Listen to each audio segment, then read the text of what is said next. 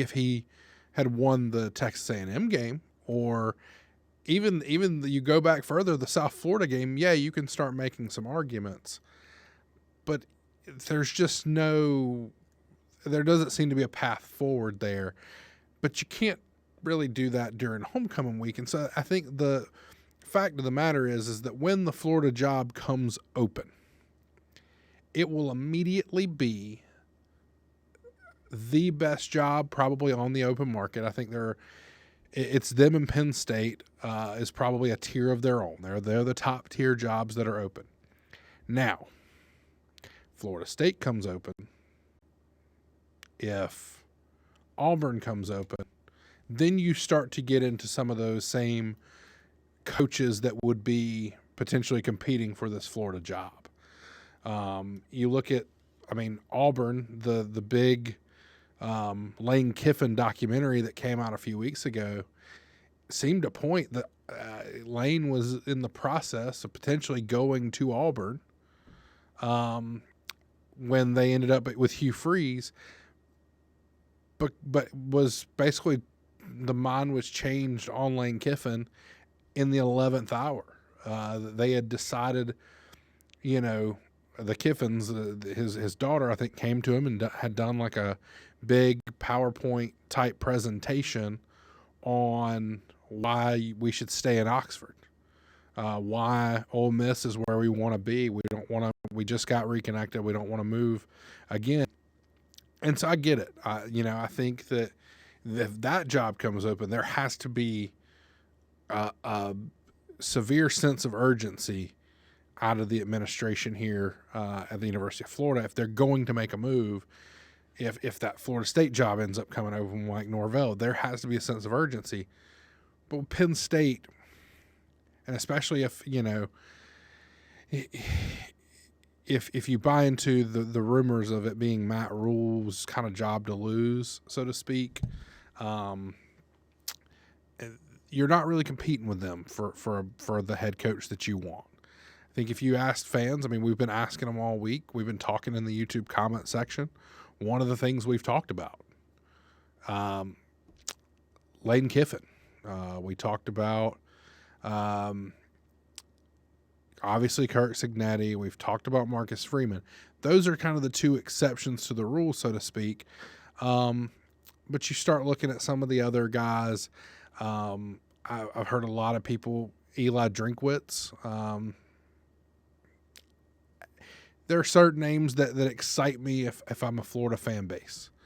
There's others that I'm cautiously optimistic about. I think there's tiers to this whole thing, right? But I don't know that fans can get totally bent out of shape when you look at the way that the schedule has broken down, the way that things have gone here at the University of Florida this season. I'm not seeing the same thing maybe as the need to go ahead and get it done. I get ripping the Band-Aid off if you've decided he can't take you where you need to go. Not arguing that. What I'm saying is it's homecoming week. Enjoy the festivities. Live in the kumbaya land for one more week. And then I expect that we'll probably get some sort of announcement going into the bye week ahead of the Georgia game.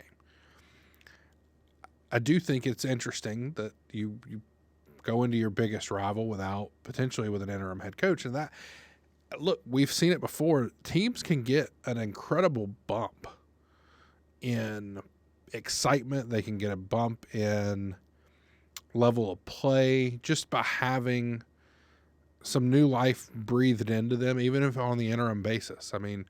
We've seen this before. We've seen that story before. Coach Orgeron did it at LSU. I believe it was he was the interim there. I think he did it at Southern Cal as well as an interim, if I remember correctly off the top of my head.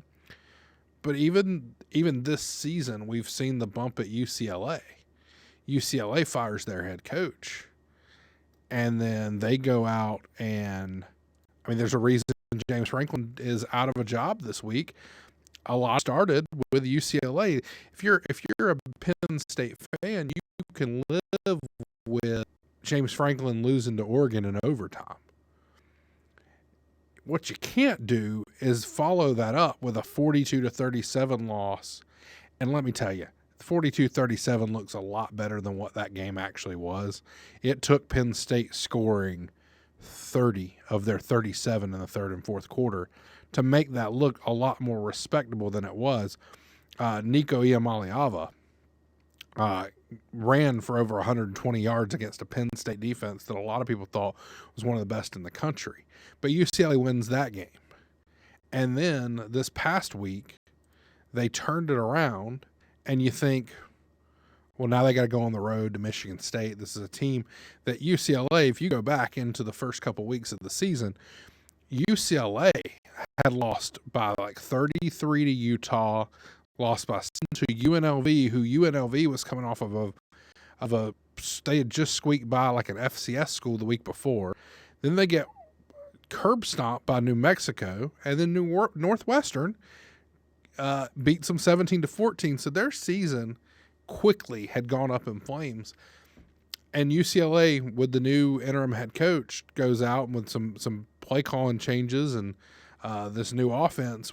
They've been able to use Nico in ways that we didn't see through the first 4 weeks of the season. Beat Michigan State 38-13 on the road at Michigan State. Like, I'm not saying Michigan State's, some be-all, end-all of opponent, but when you look at what they did through the first, 4 weeks of the season, you were starting to wonder if they could beat a middle school team. I mean, it was getting there. There were some folks out there at UCLA.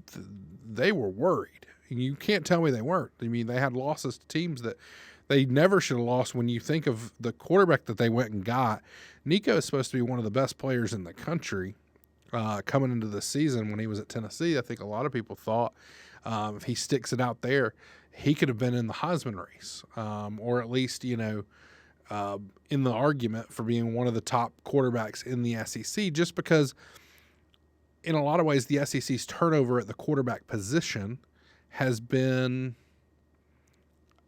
left a lot of teams with a lot left to be desired. I mean, especially when you look at how the SEC has played out. Arch Manning has disappointed. DJ Lagway has disappointed. I would argue probably Talon Green at Arkansas disappointed in terms of the results. And so Joey Aguilar, who came over from App State, went to UCLA, and then came to at Tennessee, I believe is how that all went down and kind of shook out. Has been one of the better quarterbacks in the SEC through the first, 6 or 7 games. Through the first 6 games, yeah. But Nico went out in this last game under this new offense, 16-24, 180 yards and 3 touchdowns, and they ran Michigan State out of their own house. 6 of those points Michigan State scored in the fourth quarter. They were up 38-7 going into the fourth quarter. It was not a good look for for Michigan State. It took them, towards the end there to even go get that. But yeah, I think that overall, looking kind of ahead into the crystal ball, so to speak, you start looking at the odds for who the next Penn State head coach can be and all that. I think a lot of people are jumping on Matt Rule for a potential homecoming. I think he's at the top of the list. Looks like Manny Diaz, Kirk Cignetti, Brian Hartline, Clark Lee, Matt Campbell, Matt Patricia, Eli Drinkwitz, and then the field, so to speak. It feels a lot like it might be Matt Rule's job to lose. Like I said earlier, I know he says that he's really happy in Nebraska, but the reality is, look, he loves Penn State. He said in his press conference earlier this week, if I remember right, this was the exact quote. I'm really happy here, but I love he says, I love Penn State. I met my wife there. It's my alma mater. Fan since I was born. I think I probably had a Penn State shirt on when I was born. And I love Pat Kraft, who I believe is he's the AD there. And he was the guy that gave Matt Rule a job at Temple, which kind of like launched Matt Rule into some success at the college level. And obviously made it up to the Panthers and then now back in the college ranks. But I think that if Penn State, let's say they take a big swing at Marcus Freeman and miss, I think that would be kind of the only other guy that you would look at maybe as being the front runner. But I think it's Matt Rule's job to lose. And so if you're a Florida fan and you're looking at this and you're going, well, we got to get ahead of the curve. We got to beat some of these other teams to the punch. The reality is I don't know that the Florida job is competing too heavy with the Penn State job. Now, in terms of money, yeah, I mean, you would love to maybe set the market or go ahead and lock in your guy, especially if it's somebody that you feel really comfortable with. And a lot of it, too, with the way that coaching changes in the college ranks are now, you could turn a team around very quickly if you hire the right guy.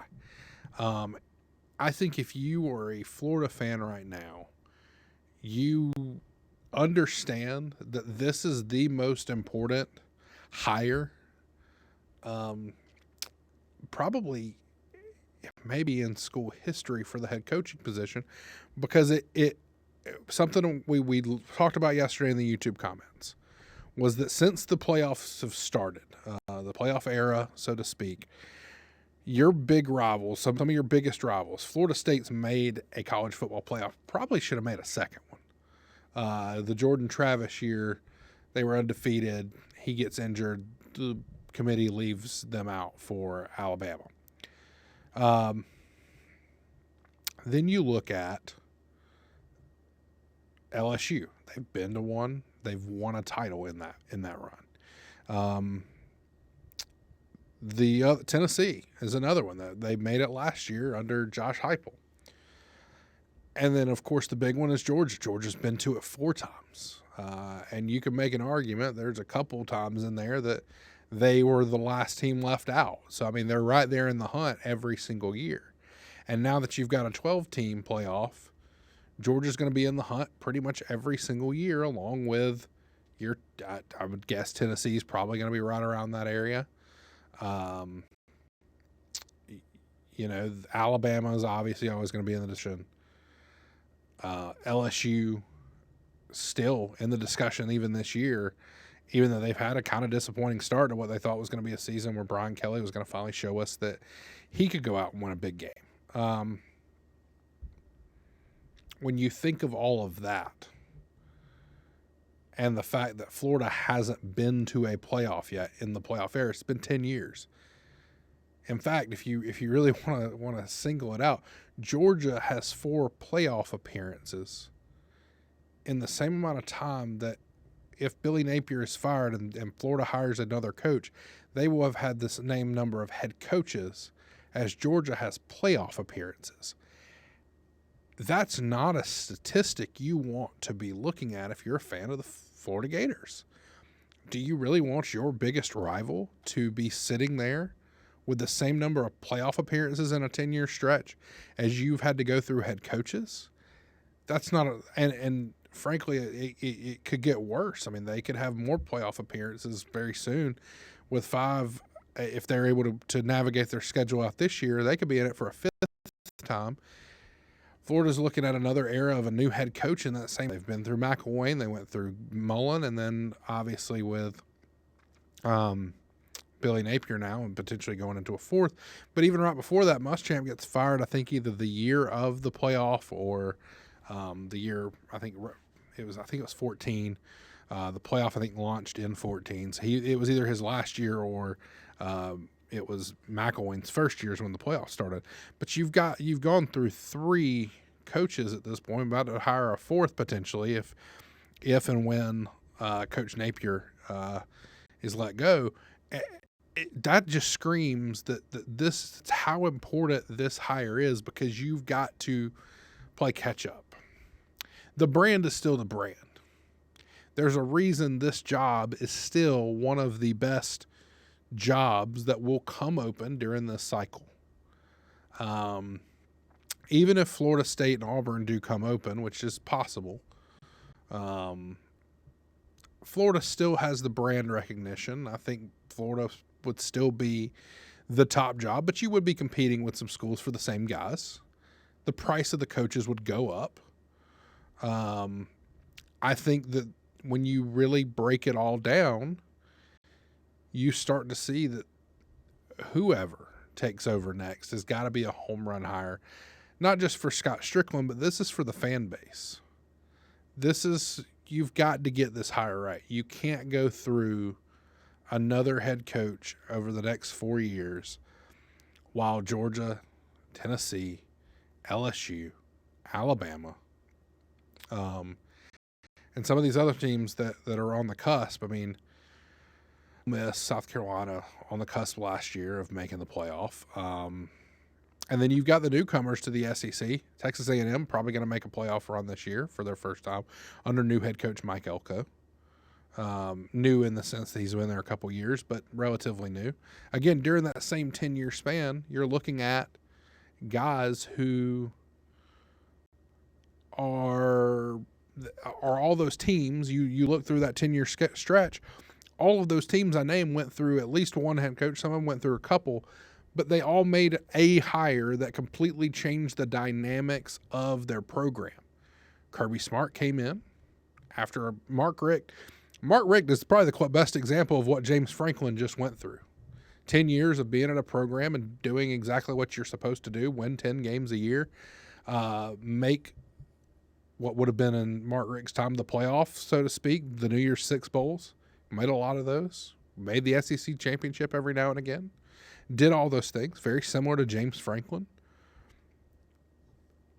But they made that switch to Kirby Smart. Kirby Smart gets to 4 playoffs in his time at Georgia and wins 2 back-to-back national championships. Josh Heupel at Tennessee gets them to the playoff last year. Then you talk about Coach O over at LSU. He goes in, he gets them to a playoff, wins the national title. Now you can argue that was a big part of that was Joe Burrow, Justin Jefferson, Jamar Chase, all 3. You could probably argue were top 5 or top 10 at their position in the NFL now. He had a lot of talent on those teams, on that team specifically.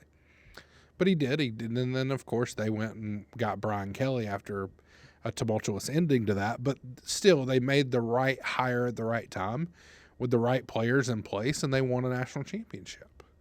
Some people would probably argue that I could have coached that team to a national championship. I would tell those people thank you.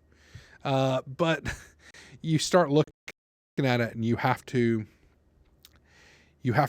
see that Florida State, also another one that I think that was probably Jimbo's year that they won and got to the playoff. I think that was one of the last Jimbo years. I think it was Jameis Winston. Yeah, because he was falling backwards against Oregon. One of the funniest moments of the college football playoff. I think they lost that game 59-20. But they've made the switch, and truthfully, Mike Norvell should have a playoff appearance under his belt too. I know there was a lot of speculation. It's the best 4 versus, or a lot of argument, I should say, over the best 4 versus the most deserving 4. Alabama that year probably was the best 4. Florida State was undefeated, so most deserving. I see why Alabama got in after Jordan Travis got hurt, because frankly, that Florida State team was not the same. They did not look the same when they played at Florida. They did not look the same when they played in the ACC championship. So I get it. I saw you see all the reasons why, whether you agree with them or not. You see the reasons. But I think it's fair to say that Mike Norvell basically led his team to what should have been a playoff run. And if you're Florida, you're sitting there going, or the Florida fan base, I should say, you're sitting there going, why not us? What we done wrong? Where can we correct course to make sure that we're not having this same discussion in 5 more years, where you're looking around going, why do our rivals keep making the playoff? Why do our rivals keep winning games? Why do our rivals routinely beat us? Why do our rivals seem to have passed us? Because I think if you asked any any Florida fan or Georgia fan for that matter in 2013, which was the better program, or 2012 in that era, I don't know that you would have found a Georgia fan that said over the last 20 years that the Florida football program wasn't a better football program, because Georgia had not won any national titles and Florida had a couple. And Spurrier, frankly, owned the Bulldogs.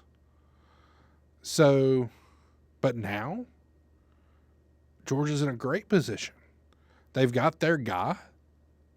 They've got the national championships back to back it up. They've got all those things. But I don't think there would be a single Bulldog fan in 2012 or 2013 that they felt like that Georgia was in a better position than the Florida football program. Now, you won't. I think it's probably the opposite way around. And I think if you're Florida, you've got to get back to that where you feel like you're right there with them, that you're fighting. Because truthfully, that's the team you're fighting with for a lot of these top-tier recruits here in the state of Florida and in the state of Georgia, is the Georgia Bulldogs. You're fighting with them. You're fighting with FSU. You're fighting with Miami. But Georgia's in that mix, too, for those big-time recruits.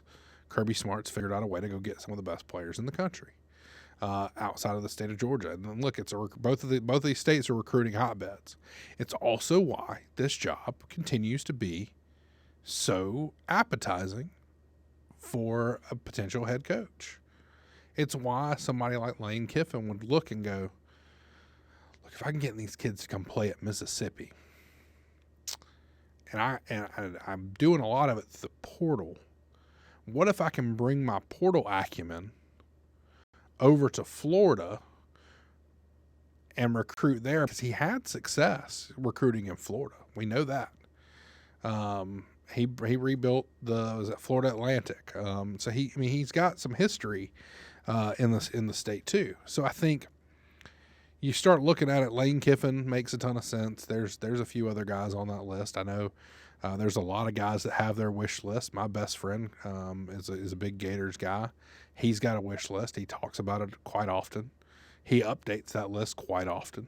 So I get to hear it at least once or twice a week, that so-and-so's moved off my list, so-and-so's moving up my list.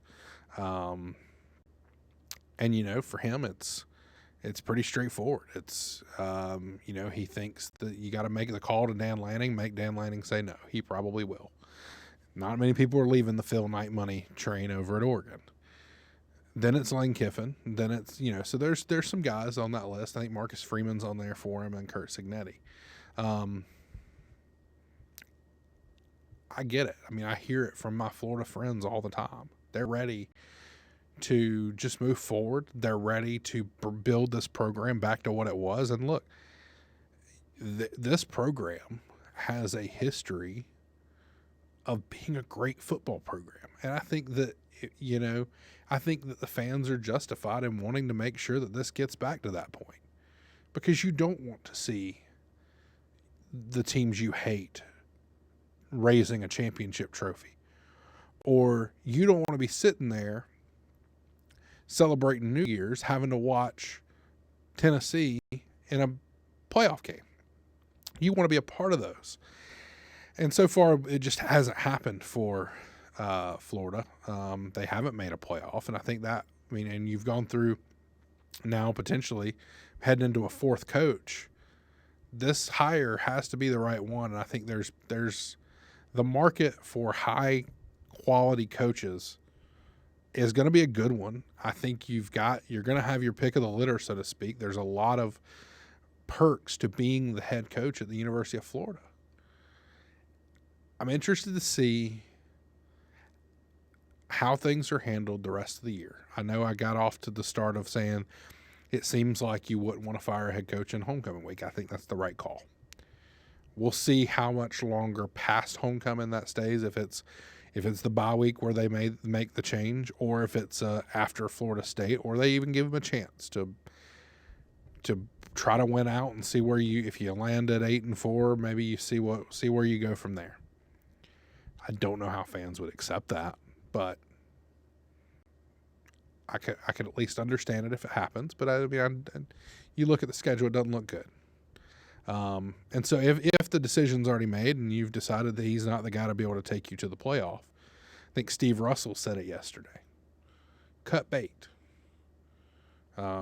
If you've decided that he's not the playoff is your goal, and you can't get there with the coach you have, very similar with Penn State, if James Franklin, if you realize that the goal is a national championship and you don't feel like you can get there with James Franklin, cut bait.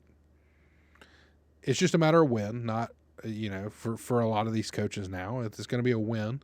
I'm certain that James Franklin didn't think that the win would be 15 days after he led the number 3 team in the country in overtime or heading into or for most of the fourth quarter and looked like he could probably win that game in overtime. I'm sure he didn't think that, but then, a couple losses back to back to some unranked teams and you lose your quarterback for the rest of the season. And then next thing you know, there's donors and boosters and things dumping $56 million to make sure that they can go get a new head coach. So it may be a matter of when at this point. And so I would say, be patient. I think that if you're a Florida fan, you have to realize this is a great job still. There's a lot of perks to being the head coach at the University of Florida. And there's going to be a lot of names that are going to be very interested in being that next head coach at the University of Florida. I would personally want to make sure that they get the right one. You cannot afford to continue to have rivals running in circles around you with new head coaches, making, and going to the playoffs, winning playoff games, winning national championships. You can't continue to do that. So I understand the frustration. I get where the Florida fan base is at on this. But we'll wrap up here for Sports Lab Overtime. It's been good chatting today. I'll be in the comments section on YouTube. You can find me there as we move into Sports Scene with Steve Russell. We'll follow that up with Sports Lab with Kevin Winter. A couple superstars from the INC. We'll follow Kevin on their hour of the Sports Lab. And then Pat and Jeff. They'll get you ready for your ride home, heading home on the tailgate. Thanks for joining me. Look forward to continue talking more Gator sports. Look, I still think this is a great time to be a Florida Gator. I think there's a lot of good things ahead for this football program. But as Kevin Winter so eloquently put it this week, if nothing else, that basketball program, better than the Indiana basketball program. Never thought you'd say that in your lifetime. So excited to see the basketball team as well, and we'll get some more of that on Sports Lab Overtime in the coming weeks. Thanks again for joining me, and we'll see you tomorrow.